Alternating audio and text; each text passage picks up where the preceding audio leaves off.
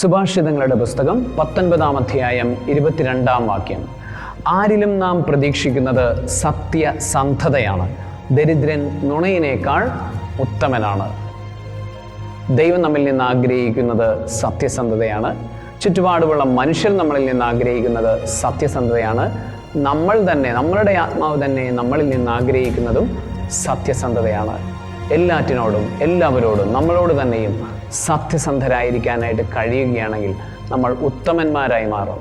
ഒരുപക്ഷെ നമ്മൾ ദാരിദ്ര്യത്തിലായിരിക്കാം, ഒരുപക്ഷെ സങ്കടത്തിലായിരിക്കാം, കഷ്ടതയിലായിരിക്കാം, ദുരിതത്തിൻ്റെ അങ്ങേ കയത്തിൽ നിൽക്കുമ്പോഴും നമ്മൾ സത്യസന്ധരായിരിക്കുകയാണെങ്കിൽ തീർച്ചയായിട്ടും ദൈവം നമ്മളെ ഉയർത്തുക തന്നെ ചെയ്യും. കാരണം അവിടുന്ന് സത്യമുള്ളവനാണ്, അവിടുന്ന് സത്യമുള്ളവൻ്റെ കരം പിടിക്കുന്നവനാണ്.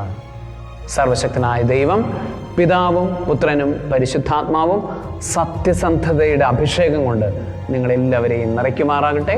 ആമേൻ.